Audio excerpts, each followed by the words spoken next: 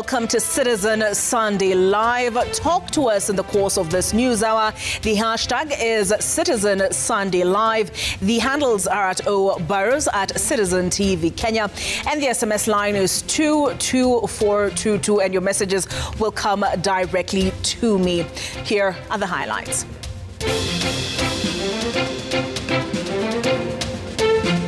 Nilikuwa nataka nione mtoto wangu. Maana sijamuona. Leo ni siku ya 3. Mtoto wangu anakunywa maji pale, ati mamake amekaa hapa. Such teams recover 1 body, 2 still missing as festival organizers defend safety standards after tragedy. Mama, akona bunduki. Mama. Ndio huyu. 1 person dead, 2 injured in violent confrontation over land dispute in Syokimau area. We are asking you to pray. Pray for us. Families pray for Kenyans detained in Uganda as they urge President Ruto to intervene for their release. It is a project, it is a program, it is a vision that requires each and every one of us. Singapore, Korea, China, and counting. President Ruto talks up Kenya's first world dream by 2055.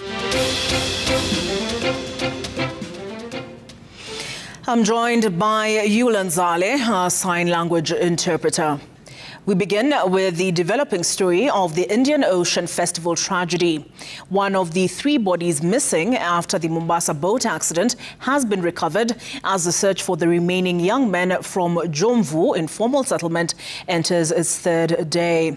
Organizers of the ill-fated boat race have defended themselves against accusations of neglecting safety protocols, insisting that all necessary measures, including life jackets, rescue boats, and medical teams were in place for the East Africa Ocean Festival.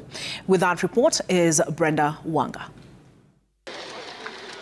Search boats scour the waters of the Indian Ocean for the 3rd straight day. In a race against time and hope, they are looking for 3 people who were part of a team of 22 taking part in a boat race on Friday. But as the hours stretch on, hopes of finding survivors have all but vanished. At the shoreline, the families of the missing trio watch in silence, appearing resigned to the inevitable. Nilikuwa nataka nione mtoto wangu. Maana sijamuona. Ni mtoto huyu mmoja. Sijafanikiwa kuzaa mwingine. Ndio mvulana, ndio msichana. Mungu alinipa Caleb Otieno peke yake. Nasikia uchungu ile yangu yote. Ni uchungu mtoto wangu hatajui kuogelea. Mimi aliogelea lini mimi mtoto wangu? The search team under the leadership of the Mombasa County Disaster Committee has employed a coordinated multi-agency team as efforts to retrieve the missing bodies from the ocean continue. As the day wore on, their fears were confirmed. One of the local search teams located and retrieved the body of one of the 3 missing young men. Jambo la kwanza maji yalikuwa ni makali, chini vumbi, alafu ndiko kwa tuna vifaa vya kuzamia, at glasses pia tuko tuna shida, lakini hivyo tukuweza kuvunjika moyo. Deputy President Professor Kithure Kindiki, who visited the site of the tragedy, acknowledged the efforts of the search teams and pledged support to them, as well as the government's assistance to the families of the deceased. Nataka nichukue fursa hii kwa njia ya kipekee nishukuru wale ambao walihusika katika kuokoa maisha siku ile ya mkasa, siku ya Jumaa alasiri. There is a total of 13 boats in the operation with a total of 222 personnel, divers and support staff that are involved in this operation. And we are hopeful that today we will be successful. The team's efforts to locate and retrieve the bodies have been hampered by poor visibility in the channel waters, making the search slow and challenging. However, the team leader says conditions are gradually improving, raising hopes that recovery efforts could soon yield results. The clarity of water has been observed. The water is a bit muddy, and the section itself, for the people who understand the channel, is usually a muddy section. and that has been a problem. Of course, there are the tides that keep on playing, but the officers that are here are very experienced officers because we are led by the Kenya Navy itself, and we are sure or hopeful that today we will be able to see some light at the end of the tunnel. But even as the search continues, families of the missing have blamed the organizers of the East Africa Ocean Festival for failing to ensure the safety of participants. This was the second edition of the festival.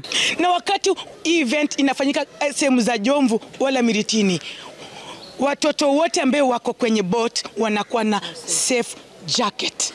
Kwa nini wetu hawakupewa safe jacket? Hiyo ndio swali nauliza. Na nauliza swali nyingine, mwenye aliandaa hii event ako wapi? Festival organizers in a statement, however, maintained that all safety protocols were not only in place but were observed during the race. The East African Ocean Festival says all those who participated received pre-event safety briefings, certified life jackets, and took part in safety drills. It also assures that the necessary medical infrastructure, including ambulances, were on site throughout the event. The search team now says it will not stop its activities until the retrieval mission is successful.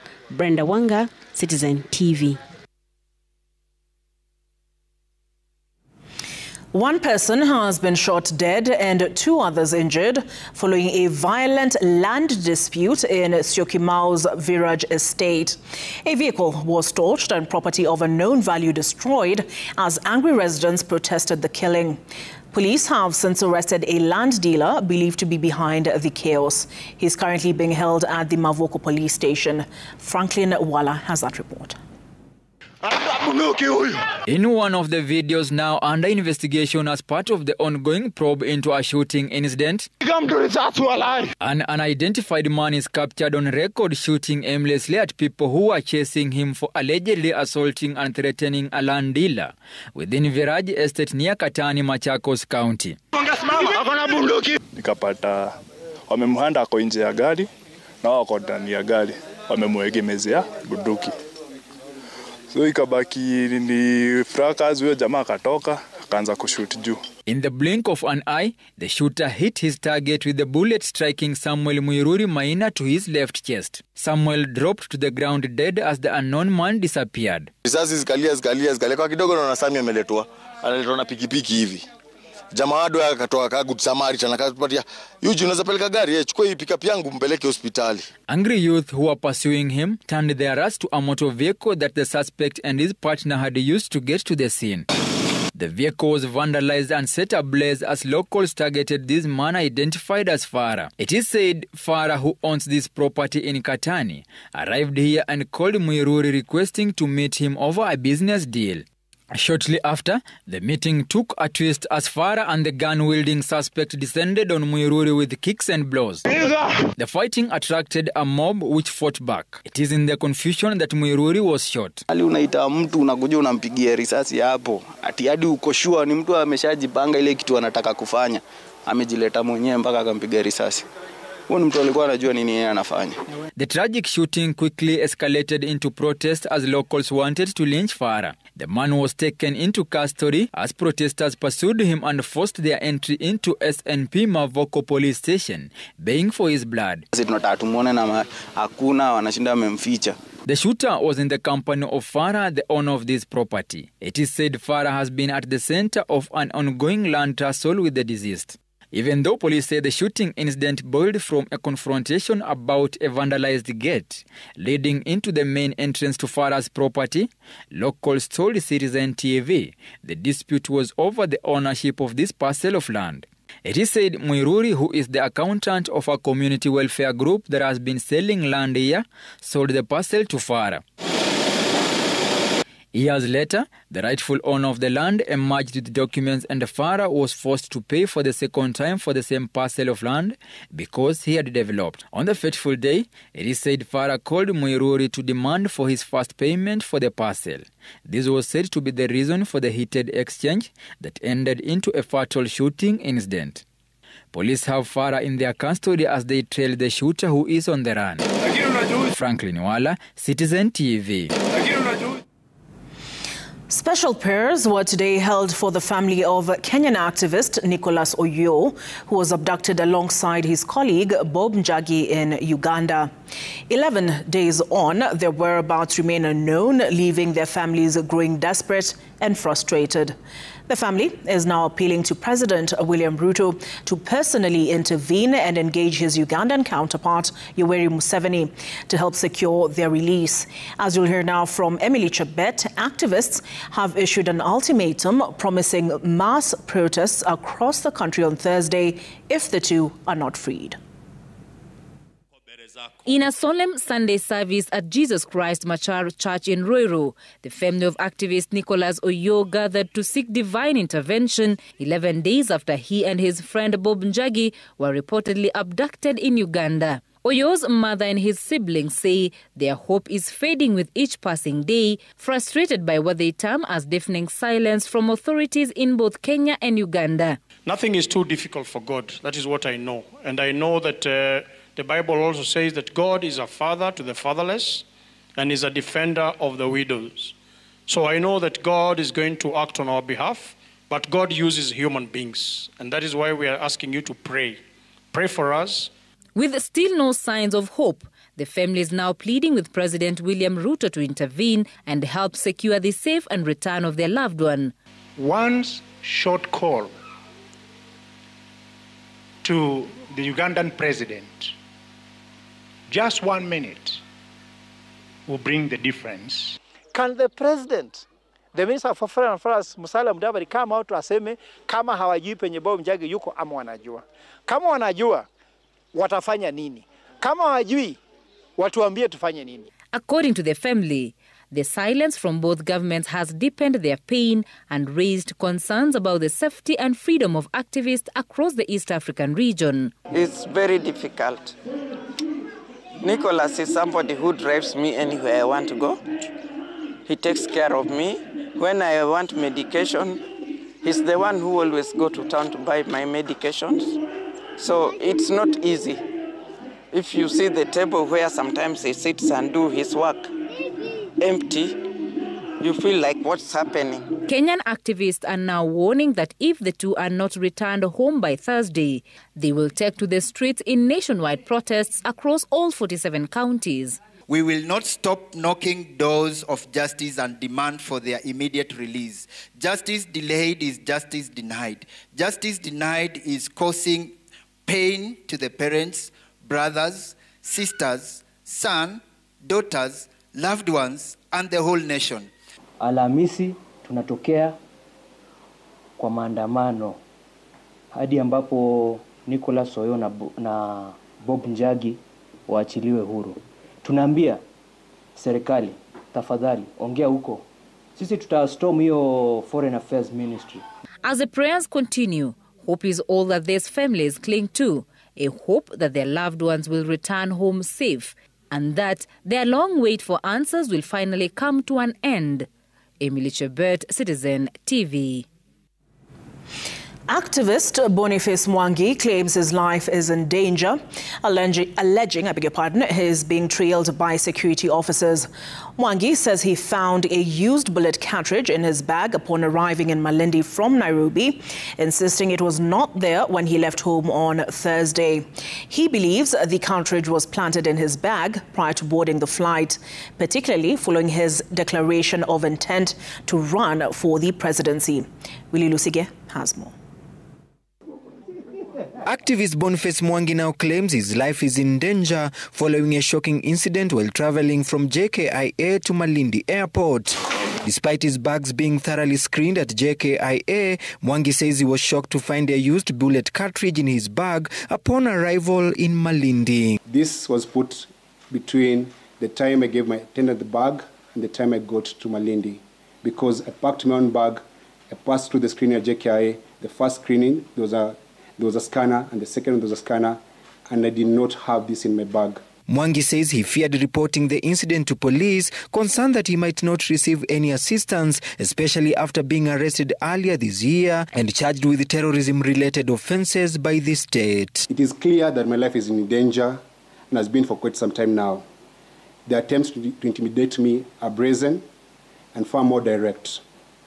I appear to have been singled out for harassment, since no other Kenyan in recent times has experienced so many arrests, targeted character assassination, and physical attacks as I have. Mwangi says the incident serves as a warning tied to his leadership in the Gen Z protest over the 2024 and his decision to run for president, but he insists that he will not be intimidated. This regime can arrest me, plant evidence, try and intimidate me all they want, but they cannot stop an idea whose time has come. Those in power are using all forms of harassment, including cross-border repression, to try and silence the critics who are speaking boldly. Willie Lusige, Citizen TV, Nairobi.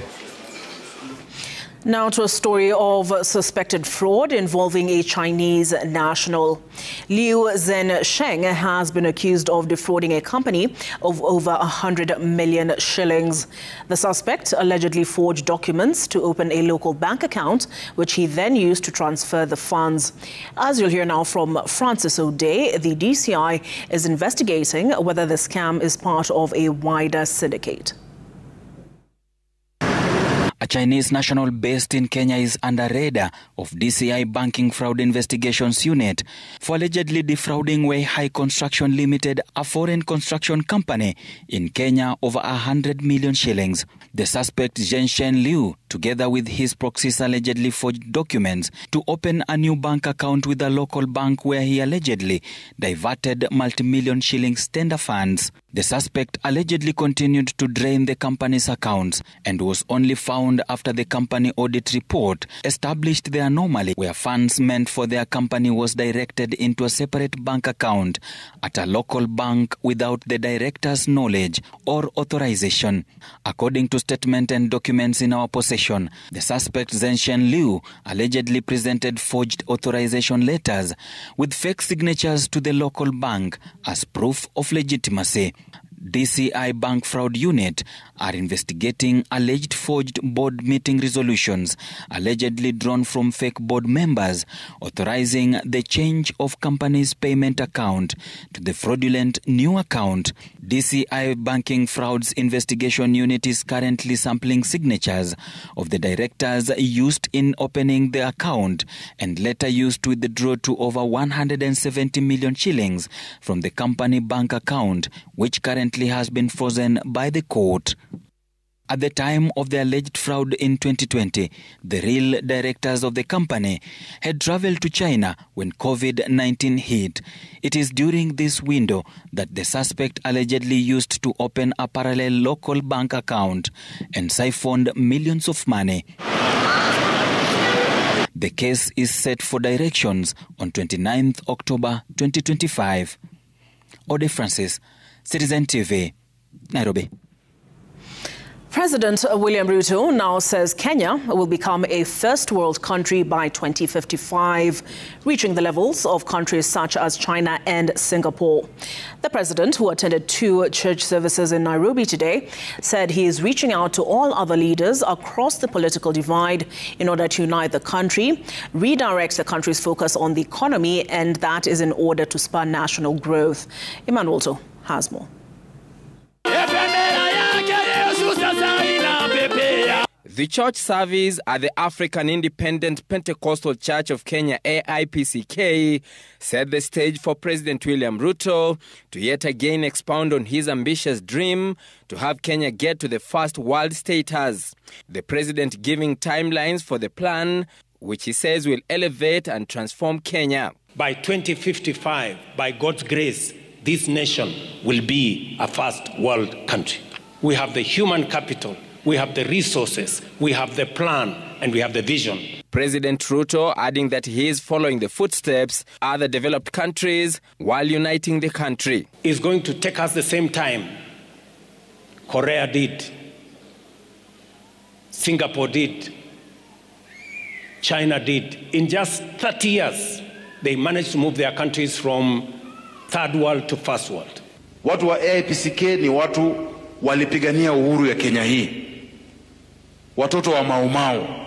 Si ni kweli? Lakini Mau Mau original. Si Mau Mau ya kugawanyisha wa Kenya. Mamo walipigania uhuru ya area moja tu ya Kenya ama ya Kenya mzima? Vile nimesikia hata tukiwa kanisani kuna mambo ya two-term, wakati ukifika pia watu wataangalia kazi ama utendakazi wa kazi ambayo ulituahidi na ambayo unaendelea kututendea.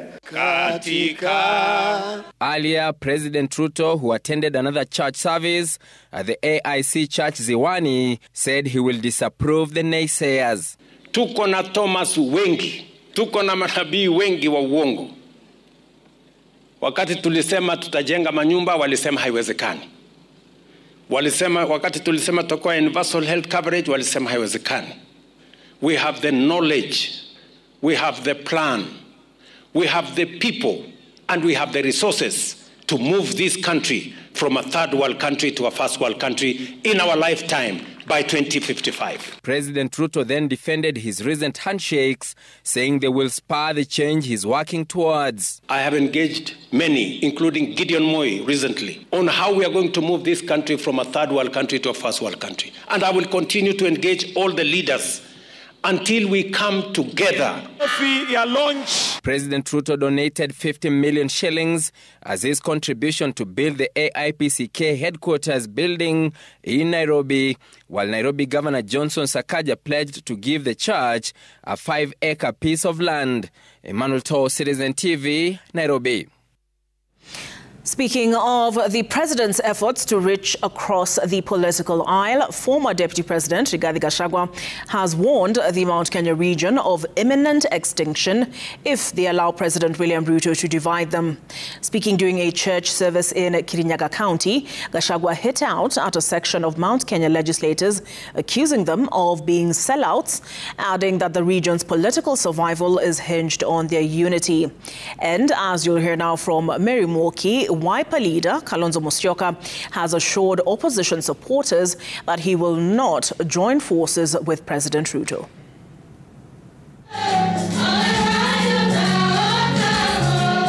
On his second day of his charm offensive tour in his backyard, former Deputy President Rigathi Gachagua has called out what he terms as traitors in the community, accusing them of selling out the community's interest to President Ruto's administration. Accusing President William Ruto of using divide and rule tactics and sidelining the region from development, Gachagua rallied his backyard to what he terms as a united front. If we agree Ruto to divide us, as a community we are finished. We face extinction. And the only way for us to stay afloat as a people is to make sure we remain united. Wiper Patriotic Front leader Kalonzo Musyoka, who joined Gachagua in the tour of Mount Kenya, told off critics who are saying he is in talks to join the Kenya Kwanza government, assuring the Gema communities that the Kamba and Kikuyu communities will present a united front in the 2027 election. Unaona wanatafuta Kalonzo kila wakati. Wanadhani Kalonzo anaweza kuachana na Rigathi na Martha na JB Muturi, ndio sasa Wakikuyu wanyoroshwe tena. Now I have very bad news for them. Habari mbaya sana kwa kina Ruto. Uwezi tena kutenganisha Wakamba na Wakikuyu na kila, haiwezekani. Vile tutafanya sisi viongozi, tutakuwa na namna ya joint nominations. Ukiwa unauoga wa marumbano ndani ya nyumba, je, ukitoka nje will you survive? Nchi hii ya Kenya siku ya leo nikiwa hapa, nataka niwaambie wanatazama mlima huu. Ninyi mlioinua Bwana Ruto, mkamweka pale State House, mkiwa raia mkamfanya akawa rais, ninyi mna uwezo tena wa kumtoa State House, mrudishe Sugoi akuwe raia tena. People's Liberation Party leader Martha Karua claimed the Kenya Kwanza government was issuing ID cards to foreigners as a way of rigging the 2027 general election. The opposition brigade vowed to send William Ruto packing in 2027, adding that he has presided over human rights violations. Wa Botswana, right? Wa Liberia, wa Malawi juzi, wa Ghana, Hakuna ambaye alikuwa anaua watu yake, lakini wakaangushwa. Huyu wetu anamaliza watoto. People can't even wait. This is why my brother, even this one term, watu wanasema hii one term ingekuwa leo afadhali.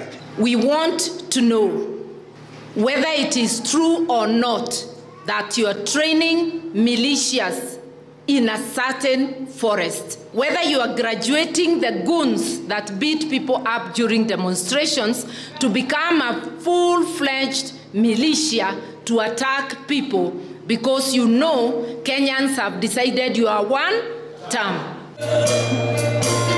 Mary Mwoki, Citizen TV. Meanwhile, government-allied leaders have stepped up efforts to rally support for President William Ruto, signaling the possibility of more alliances in the near future. While in Mombasa County, Deputy President Kithure Kindiki highlighted ongoing development projects in the coast region, emphasizing that these initiatives will continue into President Ruto's second term. Prime Cabinet Secretary Musalia Mudavadi echoed similar sentiments, urging Kenyans to participate in the ongoing voter registration drive. As campaigns for the upcoming by-elections gather momentum, the Kenya Kwanza team visited Malava to rally support for UDA candidate David Ndakwa.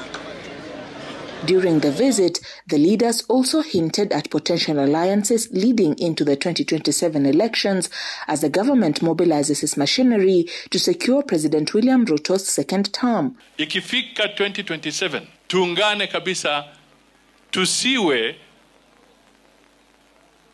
second class members, tuwe first class members kwa serikali ya Mheshimiwa William Samoei Ruto.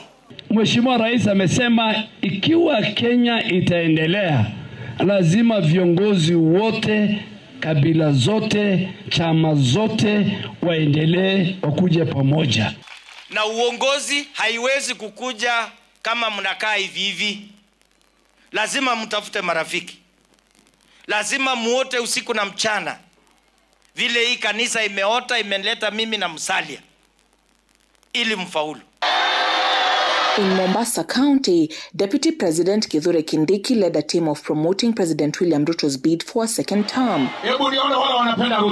While highlighting ongoing and upcoming development projects in the region, Kindiki urged residents to align with and support the current government. Na ile sasa Mombasa Port inaenda kupanuliwa, inaenda kuboreshwa kwa gharama ya bilioni 41. Tunasema yeye ni tu, Rais Ruto ni tu.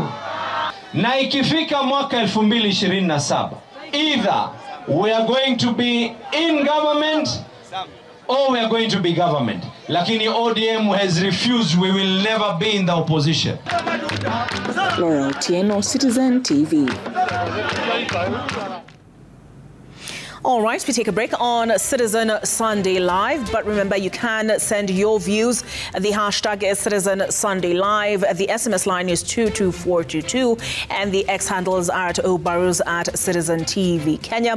We take a break, but coming up on the other side, we have news of the destruction of a Dedan Kimathi statue. Stay tuned.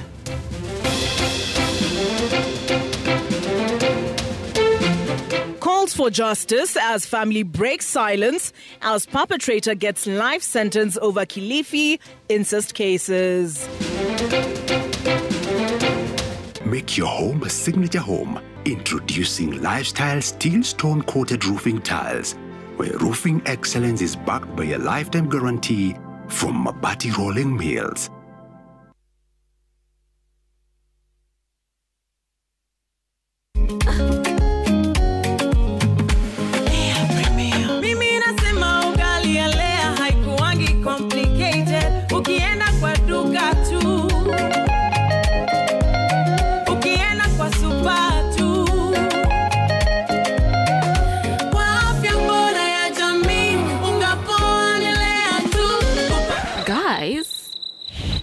Wait.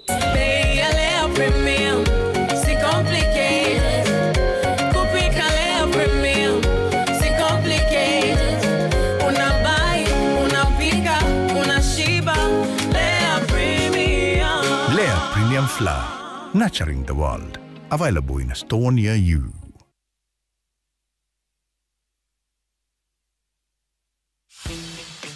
Experience the power of the ultimate glow in our new revitalizing formula. With 3 times more oil-infused serum, Vaseline Lotions penetrates and restores your skin's natural moisture from within, while boosting your natural glow on the outside. No need to add extra oils or glycerin. Feel the difference. See the power of the ultimate glow. New Vaseline Lotions.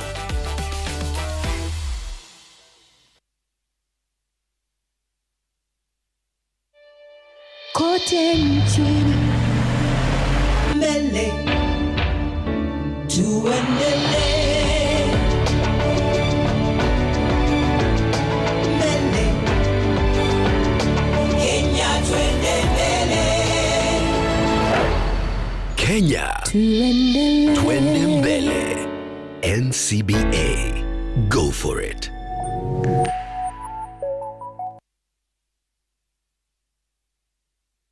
New Downy refill pouches, lasting longer than expensive perfumes. Cap, store, and no need to add water. Serve with a Downy refill.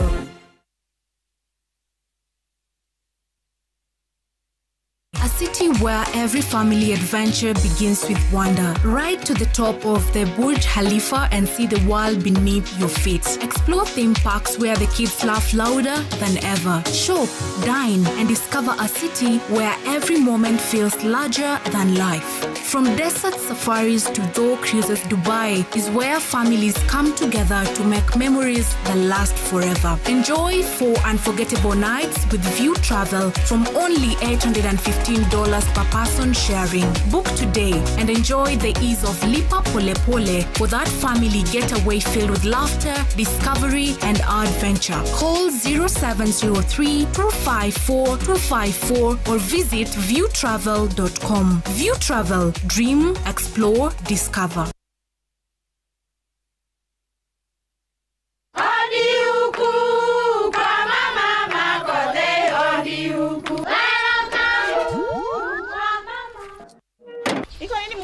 Si niliwaambia. Halo. Niletee kama kawaida. Kama sio Kavagara, wacha kiumane.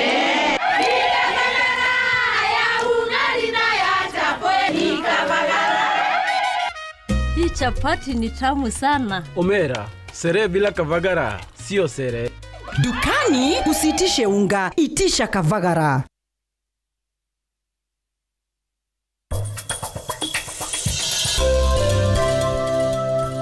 You are tearing this family apart every day.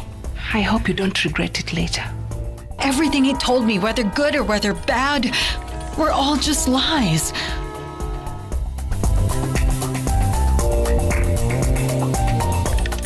Enjoy up to 100% financing, 0 processing fees, and flexible repayment options of up to 7 years through our trusted partners. You can trust Family Bank to support your transportation needs.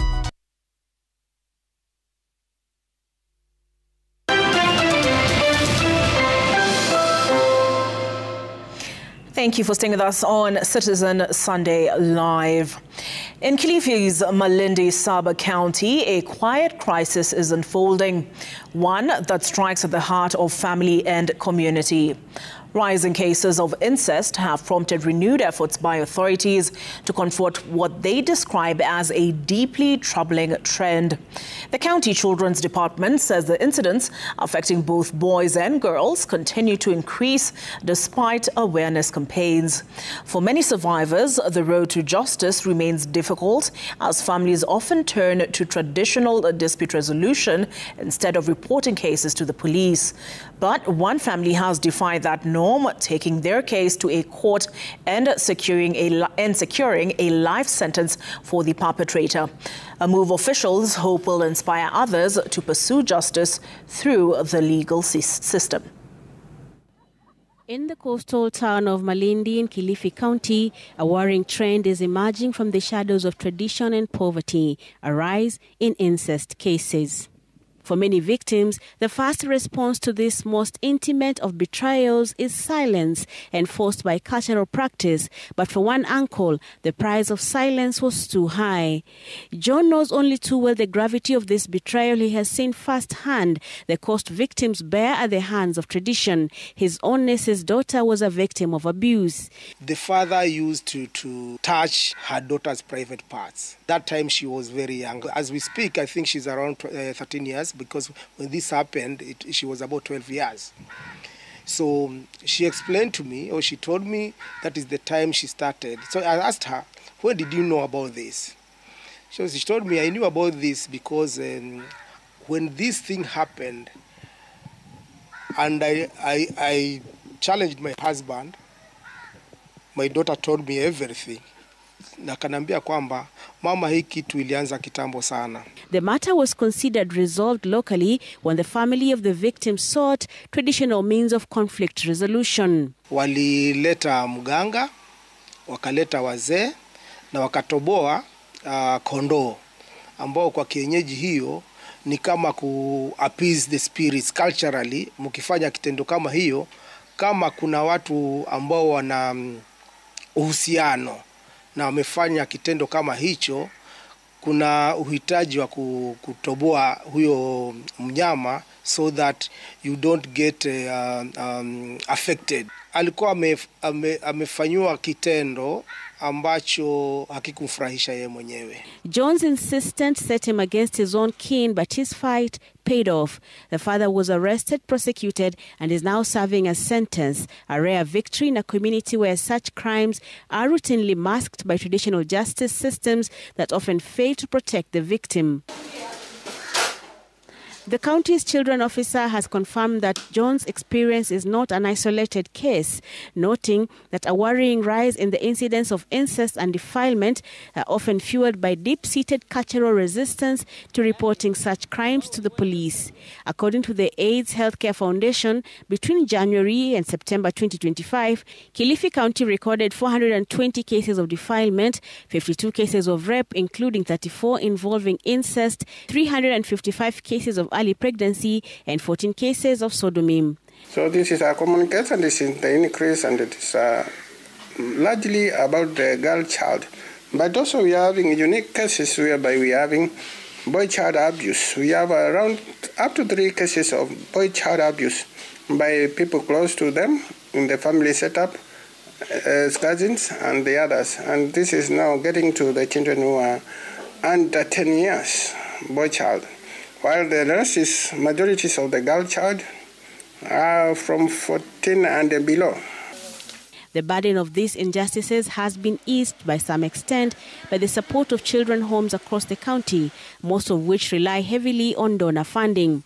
But that safety net is now fraying. The NGOs and children homes that once provided refuge, medical care and psychological support are themselves facing a crisis and threatening the protection and recovery of vulnerable children. We are facing a critic on financial, because one, we want to give the best for these kids.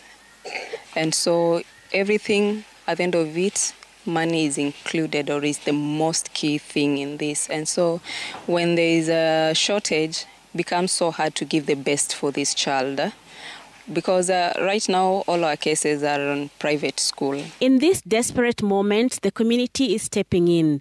Local benefactors are now mobilizing to provide emergency support, food and basic necessities to the children's homes, while calling out for greater government intervention. It's a collective responsibility for these children to grow up spiritually, morally, and even they are praying to work well. We must help them.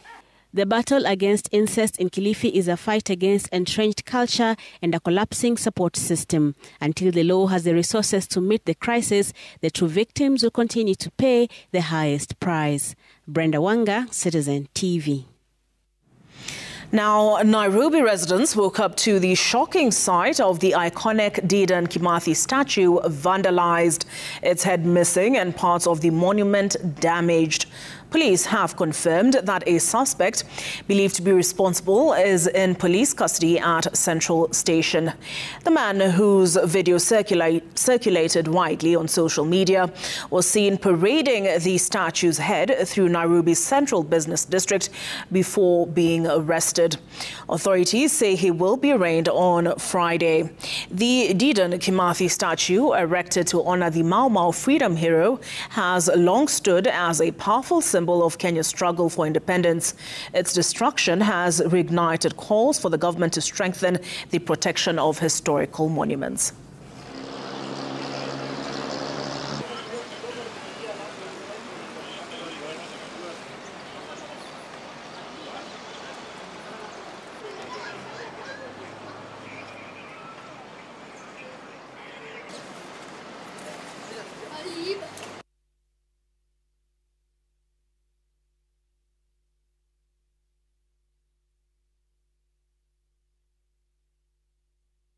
Tukaona kwamba jamaa amebeba gunia ambalo ni kubwa sana, na tukawa na hamu ya kutaka kujua ni kipi kiko ndani ya gunia ile.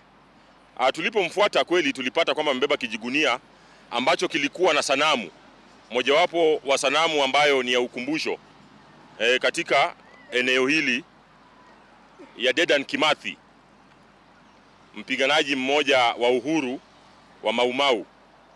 Tulipoanza kumuuliza maswali kwamba ni vipi umepata sanamu hii, akaanza kidogo kuwa mjanja ya kwamba nimeiokota ikiwa chini, na sisi tunaelewa kwamba sanamu ile haikuwa imevunjwa. Kuna kikosi maalum ambacho kiliweza kuundwa na naibu inspector generali, kinajulikana kama anti-vandalism, na wakaweza kumpeleka kule kwenye kituo cha polisi cha Central. Ataweza kufikishwa kotini siku ya Jumatatu. All right, let's take a look at some of your text messages on the stories we've already aired. We have, this is Nasya Stabut from Nairobi, who says government should help Oyo and his family. And I see here a number ending in 911. Hello, what about news of the lecturers' strike? And somebody here with a line ending with 095 asking, will there be KDF recruitment tomorrow? And then we also have some reactions to the Mombasa tragedy, and lots of SMSs asking why they were not wearing life safety vests. And I see here a number ending in 342. It's bad to talk about development when important sectors are dying, like education and health. Number ending in 566. Nasema poleni sana kwa wazazi waliopoteza watoto na watu wao Mombasa kwenye ajali ya boti. Msikufe moyo, tunawaombea sana, asanteni sana. And again, a demand on the lecturers' strike. This is a number ending in 918. Could the government solve the issue of lecturers' strike or give clear note concerning its end, since students are still stranded in quagmire? And lastly, for now, number ending in 340. The boat tragedy is sad. Safety measures should be observed. We pray for the families who've lost loved ones, and we wish for a quick recovery to those who got injured. May the Lord give them strength during this difficult time. Stay tuned, because Citizen Sunday Live continues on the other side of this break.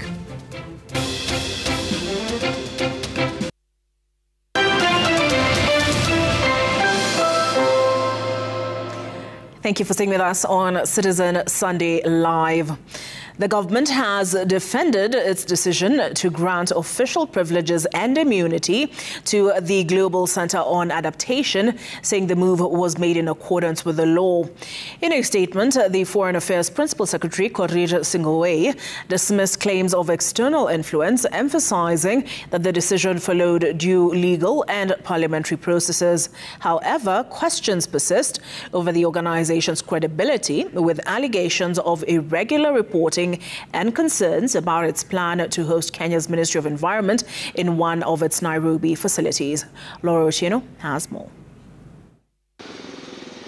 Days after a wave of public outrage over the government's decision to grant privileges and immunities to the Dutch-based Global Center on Adaptation, the Ministry of Foreign Affairs has moved to clarify the matter, saying all due processes were followed. Through his X account, Principal Secretary Korir Sing'oei explained that the ministry received a request for the host county agreement in July 2023, with the process culminating in Parliament's ratification in September 2025. Under Legal Notice Number 82, the GCA was granted privileges and immunities, including tax exemptions, immunity from jurisdiction, and exemptions from customs duties. The decision, however, has drawn sharp criticism from Kenyans, citing the organization's controversial track record. Dutch media reports accuses CGA of inflating its involvement in climate adaptation projects and overstating financial figures compared to actual outcomes. Following the revelations, the Dutch government announced plans to withdraw its funding from the organization beginning 2026. On its website, however, the GCA dismissed the claim as unfounded, insisting that its operations are transparent and adhere to international standards. What has raised even more concern locally is the revelation that Kenya's Ministry of Environment will be housed in a building established by GCA in Nairobi, a move that has sparked debate about the country's independence in shaping its climate adaptation policies. Founded in 2018 to accelerate global action on climate resilience, the Global Center on Adaptation is led by Professor Patrick Vakoyen, who was appointed Chancellor of the University of Nairobi in 2024, 2 years after the organization awarded the university a 140 million shillings research grant to support climate adaptation initiatives in Kenya and East Africa. Flora Otieno, Citizen TV. Have you ever wondered how Kenya could deliver critical supplies like blood, vaccines, medicine, or even cow semen to remote areas?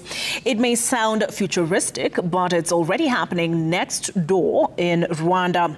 A drone tech company there is using unmanned aircraft, the drones, to deliver life-saving goods, transforming both healthcare and farming.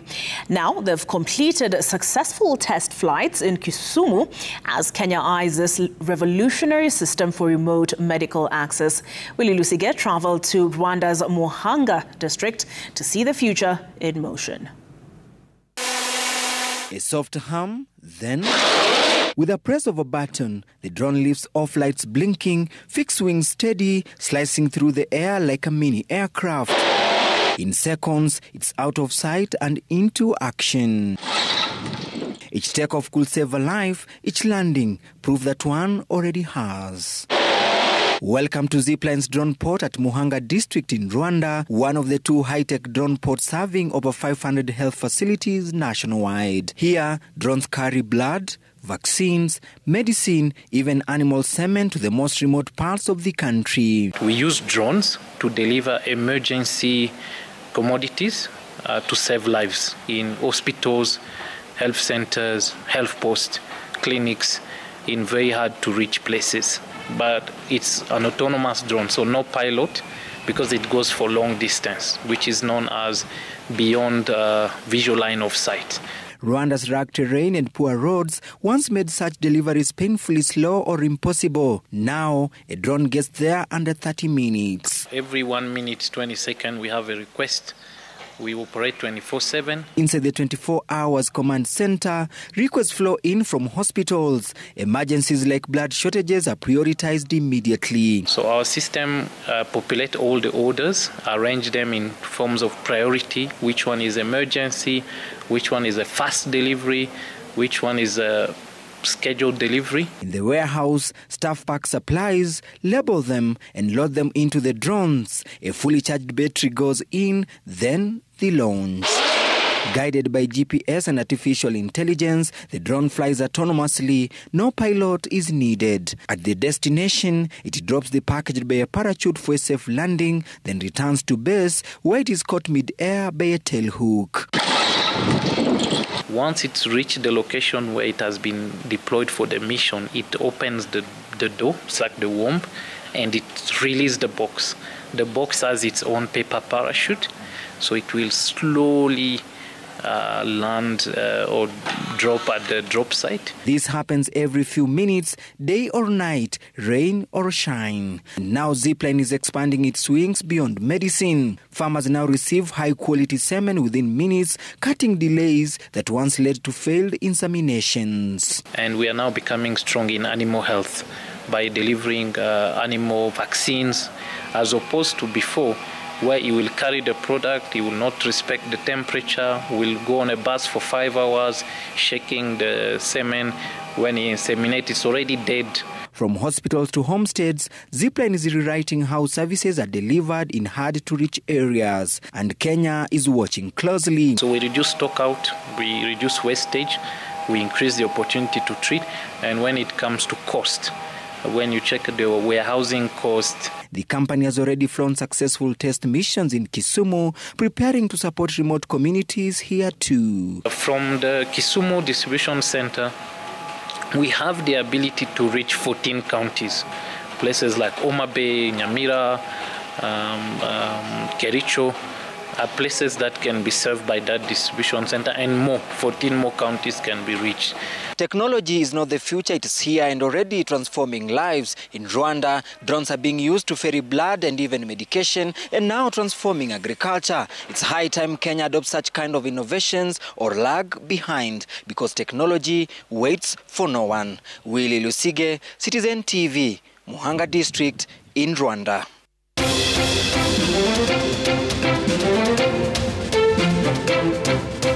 Uganda's Jacob Kiplimo and Ethiopia's Hawi Faisa steal the show as Kenyans miss out on Chicago Marathon glory.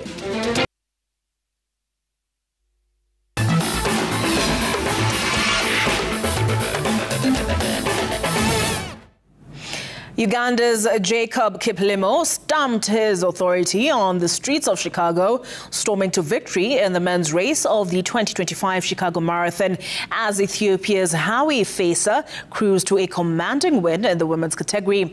Running only his second marathon, Kiplimo clocked an impressive 2 hours, 2 minutes and 23 seconds, finishing ahead of Kenya's Amos Kipruto, with Alex Masai, also from Kenya, sealing third place in 2 hours, 4 minutes and 37 seconds.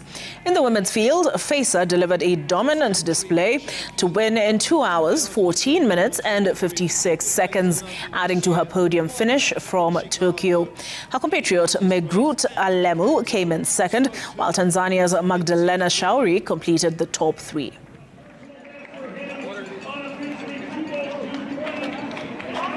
Well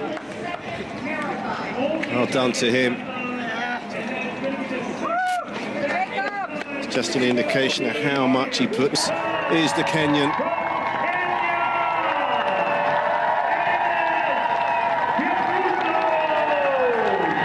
He didn't do enough to win, but this is another solid second place victory here for Amos Kipruto. It's all cordial, it's all respectful here at the finishing tape.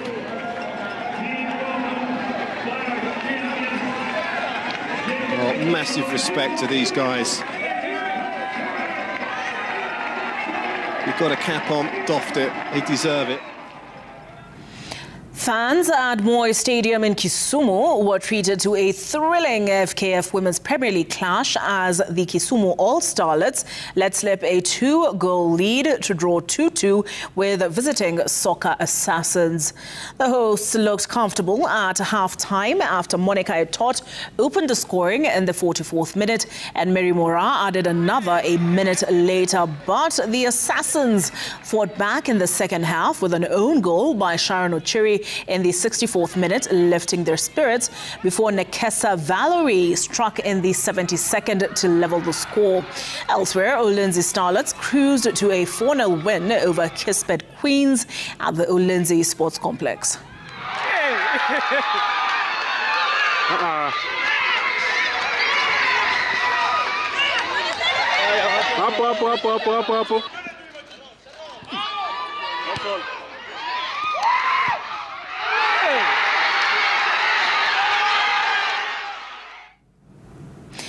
Discipline, unity and sporting excellence took center stage as the Kenya Judo Federation successfully staged the 7th edition of the National League over the weekend. The event delivered high-octane action across various categories, featuring 80 pre-cadets, 69 cadets, 14 juniors and 87 seniors. Outstanding athletes from the competition will represent Kenya at the Youth Games in Angola later this year. We have players from different categories. That is from national team, that is from refugee team, judo for schools. Today event has been participated by 252 players, and I feel it was a good participation by all clubs. It's very important for this championship to have happened in preparation for the youth games which are happening in Angola. We have also the youth games, which will be coming up, actually Olympic youth games, which will be happening next year in Senegal. So judo is taking these early preparations to prepare for these important games. Austria's Peter Luftensteiner and Venezuela's Genesis Carolina emerged champions in the elite categories as the Africa Triathlon Cup wrapped up in Kilifi on Sunday. Luftensteiner clocked 1 hour and 41 seconds to claim the men's elite title ahead of Hungary's Zombor Deve and fellow Austrian Philipp Part. In the women's race, Riz Volkan held her nerve to strike gold in 1 hour 9 minutes and 12 seconds, finishing ahead of Germany's Finja Schell and Japan's Himeka Sato. Kenya's Megan Irungu put up a strong fight to finish 5th in 1 hour 23 minutes and 3 seconds, capping a successful weekend for the host nation.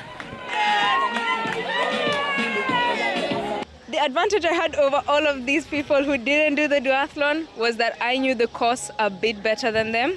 I knew where to take my nutrition, where to hydrate, how to take the corners. But today I wasn't really here to win. Today my challenge was just seeing if I could finish a triathlon after doing a duathlon the day before. And I guess once I went in with that mentality, you can see I'm still happy. Yeah. This championship is sponsored by the Ministry of Sports. We are glad it has attracted very many participants, and especially foreign participants. Also, the other aspect is that it has a lot of talent development. We are hoping that the talent will grow so that we can have representatives for the youth games that are coming early next year in Senegal.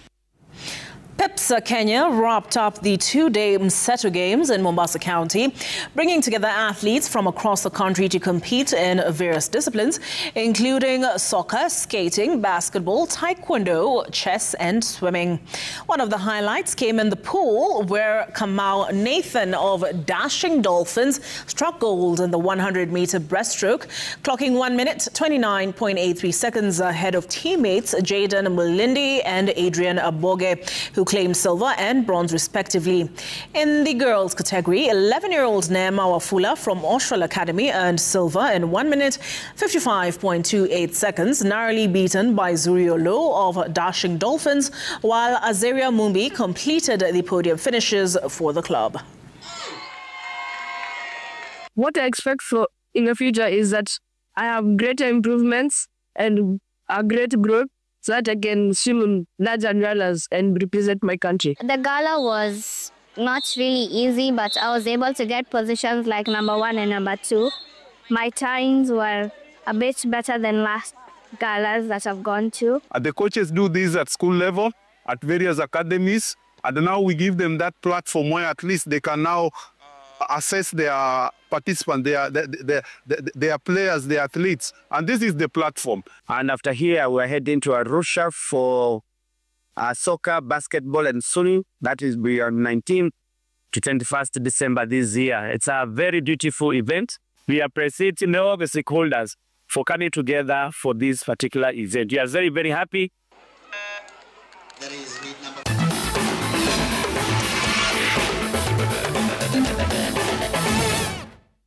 All right, let's take a look at some of your feedback. Let's see what X has for us tonight. And we have John Musang, who says, so sad for the families who lost their loved ones in Mombasa Ocean, the Indian Ocean. And next time, safety measures should be taken before having such events to avoid tragedy. Pole sana to the families.